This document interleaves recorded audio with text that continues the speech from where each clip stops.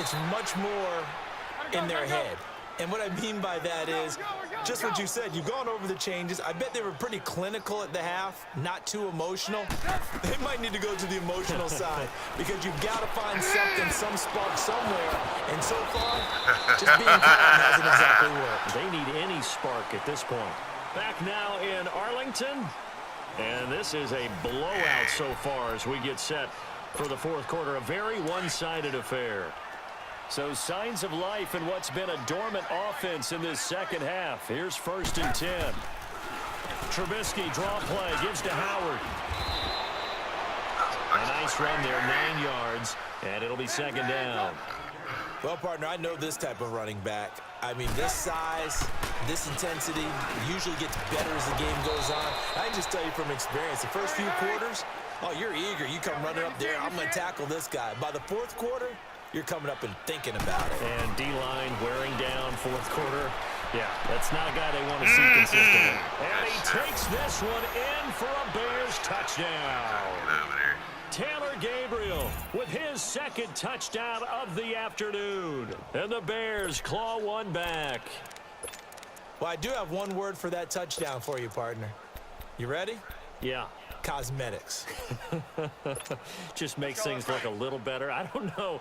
It's like putting lipstick on a pig. Yeah, and it's hard to do, too. And the pig doesn't like the lipstick a heck of a lot, but you do like the fact that they're battling down the stretch, still trying to put something on the board, even though this game is over. By the way, how rude is that to the pig? Look at all the things they give us. Pulled pork, bacon.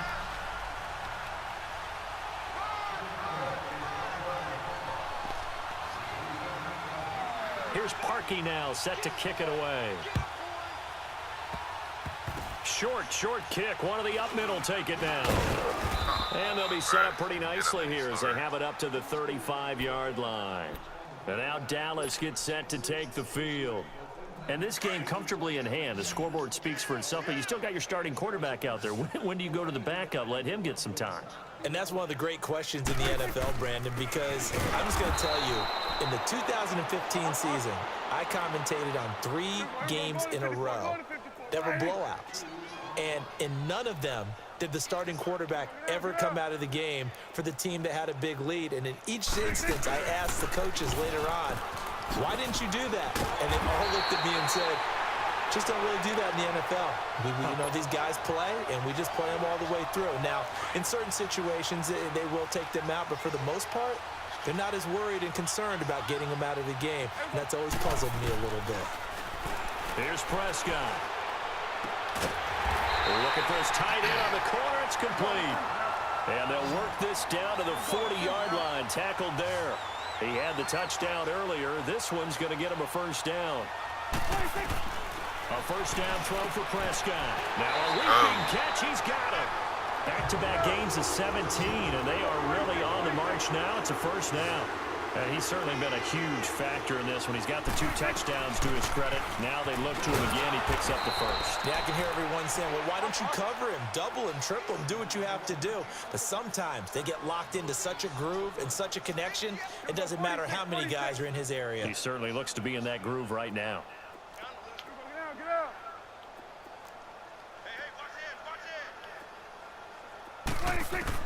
Prescott now on 2nd down. Drops it underneath to Elliott. And they've got it inside the 10 at the 8. It's a really nice 15-yard pickup, and now it's 1st and goal. Great mix of play calling so far. 3 runs, 3 passes. All 3 passes have been completions. 1st and goal. I think on defense now, you have to almost take a chance. Rely on your scouting. Pick a play you think they would run here and just load up for it and see what happens. Moved back to the 10. They'll try on 2nd and goal here. They'll give it to him up the middle. And a short pickup there down to about the 9. Only a yard there, and that'll bring us to 3rd and goal. Were you as surprised as I was that they actually ran it on 2nd down there? I thought that they would go ahead and throw it in every situation here. Yeah, they've thrown for 3 touchdown passes. Now here, I think they probably go back to the air. Yeah, I think so. But ordinarily, 2nd down is when you run your play fake, your play action, show run, and throw. Hammering for the goal line. He loses the football. And the Cowboys are in the end zone for the touchdown. And now we've hit that stage of the game, partner, where one of our predecessors, one of the great commentators of all time, he used to sing in this situation when this game appeared to be over. I know the fat lady's been singing for some time. The most I scored was like, not her at all. I think it was 73. Oh, she's on like the fifth tune at this point. she left Scales way behind, but he used to sing something about turning out the lights. The party was over. This is taken just shy of the 10 here. And he'll take it past the 25 and up to the 28-yard line.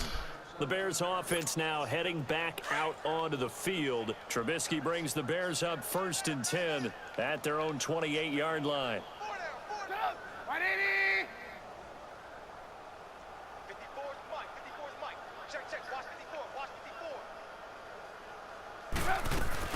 They'll start with a give to Cohen. And he'll get about 4 across the 30 to the 32. Brandon, all things considered, they have to feel pretty good about getting that type of a gain, considering the blitz that they just had against them. Now Trubisky to throw on 2nd. Miller on the catch over the middle. And he'll get it out near the 40 to the 39. That, I believe, will put him over 100 yards receiving for the game. Yes, it will. And he's got a 1st down to boot. Now Trubisky to throw. He's got him. And he's going to get this down to the 35-yard line. A good pickup there, 26 yards. I thought I was too. They'll throw on 1st down with Trubisky. His throw incomplete. Allen Robinson, the intended receiver. And that'll bring up 2nd down. He started out having some troubles back in the first half connecting with his receivers. Really hasn't gotten a whole lot better. Yeah, he's at less than 50%, and you and I both know that just won't do. So I would think about spreading things out, putting it on the receivers, make them win those one-on-one battles on the perimeter and find their way open. And not much running room. Down to the 32. Call it about a gain of 3, and they'll be looking at a 3rd and 7 coming up. Well, that call makes sense because they've been throwing it well on this drive, and once again, they show passing formation. Showing shotgun, and they ran out of it. That's a nice play by them defensively, though, to hold it to a short gain. 5th catch of the afternoon, and that gives them a 1st down.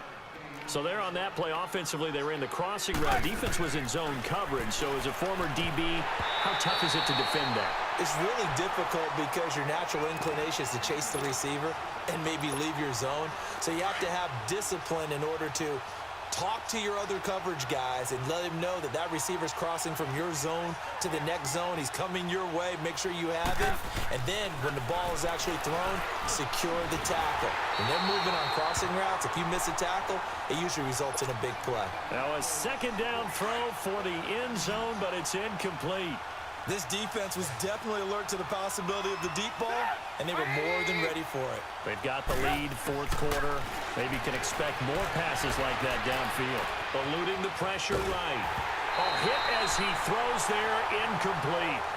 We've seen this quite a few times in this game. Offensive line unable to keep leverage, unable to keep people away, facing a lot of pressure. Fortunate just to get rid of it. One of the reasons they're down is that inability, though, to stop the pressure. We saw another example of it there. Throwing here, Trubisky. Intercepted. Picked off, Byron Jones.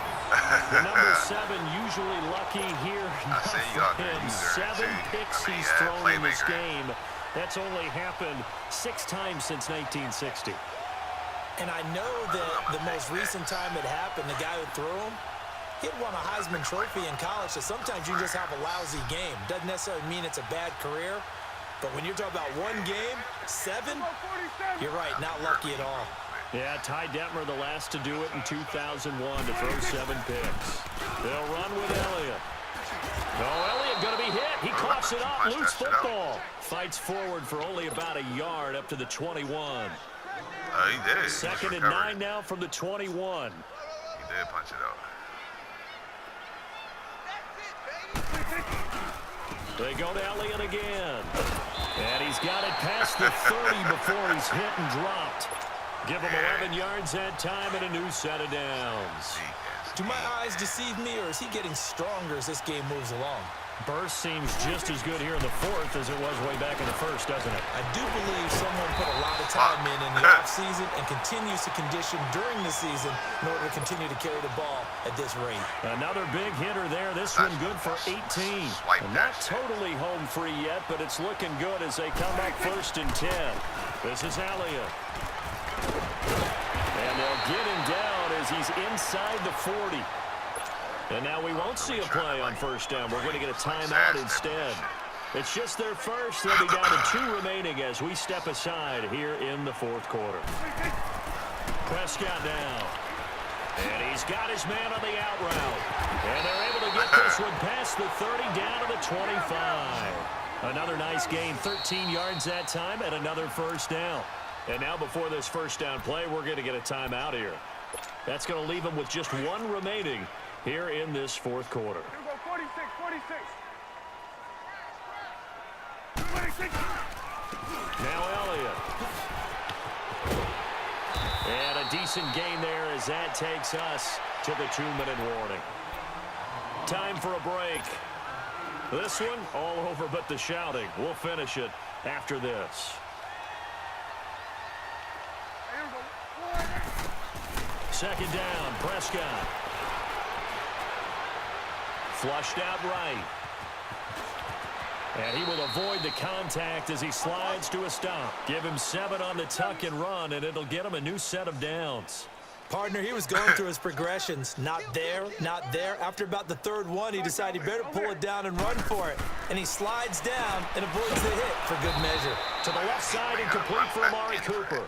And they'll go backwards here, losing yardage to the 14.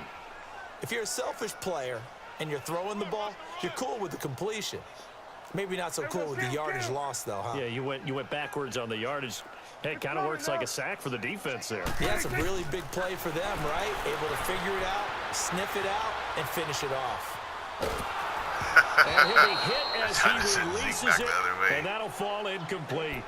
Oh, that's got to frustrate him a little bit because they nearly got to him there, and it would have been the first sack of the game. Instead, they're able to influence the release, and they did force the incomplete pass. Well, they've been so good on 3rd down all day long. Can they convert another here on 3rd and goal? Here we go, 46.